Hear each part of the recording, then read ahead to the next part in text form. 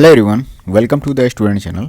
इस वीडियो में हम बात करेंगे एएलपी टेक्नीशियन के वीकली स्टडी प्लान में हम 9वें वीक में क्या क्या पढ़ने वाले हैं, इसके बारे में हम इसमें डिस्कस करेंगे। इससे पहले 8 वीक का स्टडी प्लान अपलोड किया जा चुका है। जो लोग नहीं देखे हैं वो लोग प्लेलिस्ट में जा करके देख सकते हैं, उसका लिंक मैं नीचे डिस्क्रिप्शन में दे रहा हूँ। अब देखिए इस वीक में हमें क्या करना है। देखिए पिछले 8 वीक में हम लोगों ने जितना पढ़ा था, बहुत से लोग कह रहे थे कि थोड़ा सा ज़्यादा हो रहा है, और हर वीक का जो भी प्लान है मैं 7 दिन के बाद नहीं लाता हूँ नेक्स्ट वीक का प्लान, कम से कम 10 या 11 दिन हो जाते हैं। अभी यही वीक जो प्लान है 8 के बाद अगर 9वां जो आ रहा है वो कम से कम 13 दिन हो गया है। तो अब आपको लग जाना चाहिए कि कम से कम 13 दिन में एक वीक का प्लान जो है मैं 2 वीक का टाइम दे रहा हूँ, तो आपको उसमें कंप्लीट कर लेना चाहिए। लगभग 80% 70% तो कंप्लीट करिए कम से कम, क्योंकि अगर आप डेली नहीं पढ़ेंगे कुछ ना कुछ तो आपका टारगेट कंप्लीट नहीं हो पाएगा। एक वीक का प्लान आप एक महीने में नहीं कंप्लीट कर पाएंगे।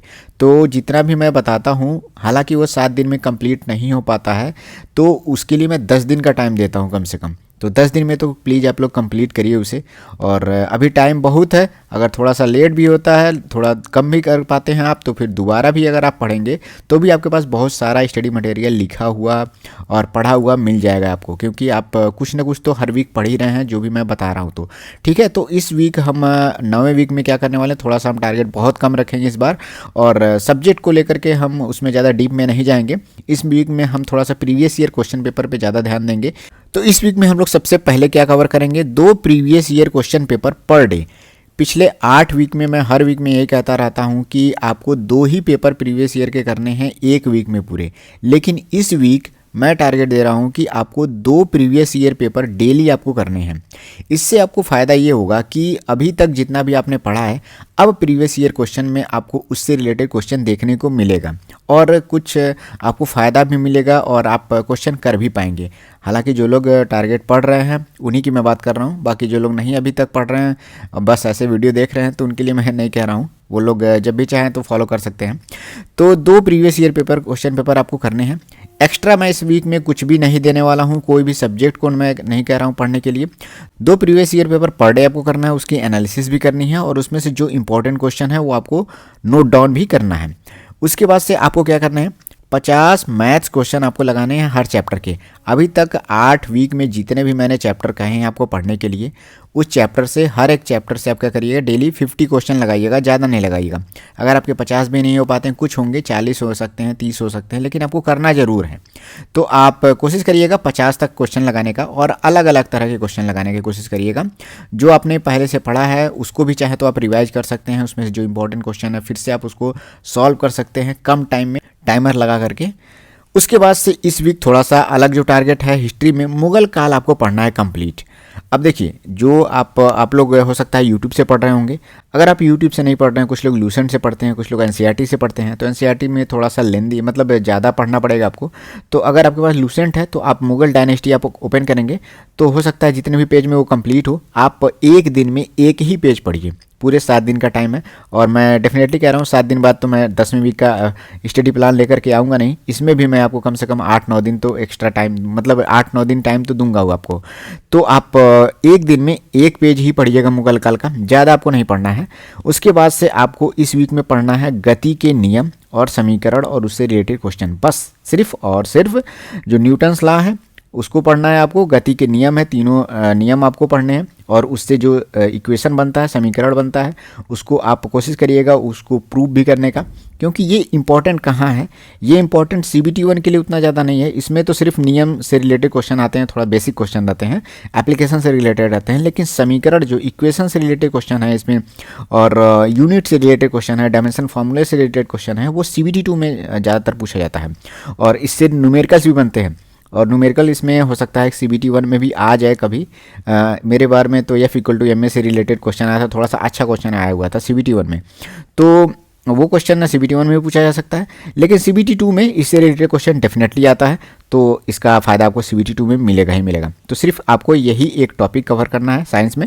उसके बाद से केमिस्ट्री में आपको क्वेश्चन करने हैं पीरियोडिक टेबल से। जितने भी इंपॉर्टेंट क्वेश्चन बन सकते हैं आप यूट्यूब से सर्च करेंगे तो आपको मिल जाएगा, जो इंपॉर्टेंट क्वेश्चन है पीरियोडिक टेबल से आते हैं। कोशिश करिएगा आप कम से कम 1 से लेकर के 25 तक के पीरियोडिक टेबल नंबर में आपके जो एलिमेंट्स हैं उसका एटॉमिक नंबर आपको याद रहना चाहिए। एटॉमिक मास आपको याद रहनी चाहिए, जिससे आप अंदाज़ा न्यूट्रॉनों की संख्या, इलेक्ट्रॉनों की संख्या आप निकाल सकें। इनर्ट गैसों जो है उनका सीरियल नंबर आपको याद होना चाहिए। और उसके बाद से लेंथेनाइट सीरीज है, एक्टिनाइट सीरीज कहाँ से शुरू होती है, कहाँ तक ख़त्म होती है, ठीक है। एल्कली मेटल, एल्कलाइन मेटल, और जो है उसका मतलब जितने एलिमेंट्स हैं उसको आपको याद रखना है।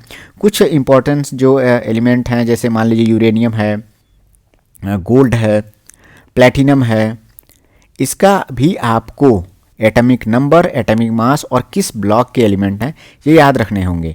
तो इससे रिलेटेड अगर आप वीडियो देखेंगे यूट्यूब पे तो आपको ये सारी इन्फॉर्मेशन उसमें मिल जाएगी, आपको नोट डाउन करके रखना है। तो ये टॉपिक बहुत इंपॉर्टेंट है और इससे CBT 1 में भी आता है और CBT 2 में भी आता है।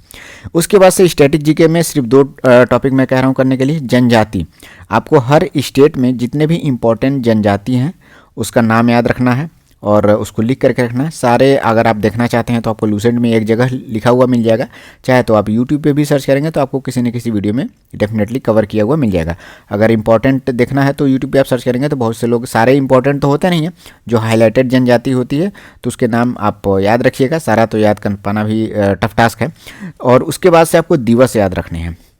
हर महीने में जो इम्पोर्टेंट डेज़ होते हैं, जैसे मान लीजिए मैं कहूँ महिला दिवस कब मनाया जाता है, विश्व मानवाधिकार दिवस कब मनाया जाता है, ठीक है, विश्व स्वास्थ्य दिवस कब मनाया जाता है। तो इस तरह से जो डे हैं आपको याद रखने हैं पूरे 12 महीने तक का, तो आपको इसको लिख करके रखना है जो इंपॉर्टेंट डेज़ हैं। तो ये 2 पॉइंट हो गए स्टैटिक जीके से। बाकी 2 प्रीवियस ईयर पेपर आपको पर डे करना है। अब देखिए पर डे आपको किस तरह से आप पढ़ेंगे कि आपका ये टारगेट अचीव हो जाए। सबसे पहले आपको क्या करना है कि 2 प्रीवियस ईयर पेपर आपको करने हैं। एक प्रीवियस ईयर पेपर करिए, फिर उसके बाद से उसके एनालिसिस कर लीजिए, फिर उसके बाद से आप दूसरा प्रीवियस ईयर पेपर तुरंत नहीं करना है आपको।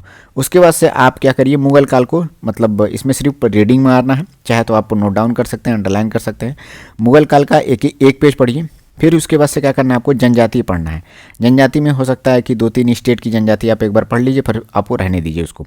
दिवस में चाहे तो आप कम से कम 2 मंथ का आप पढ़ लीजिए। आप उसके बाद से रेस्ट करिए। चाहे तो आप जनजाति और दिवस को आप छोड़ सकते हैं।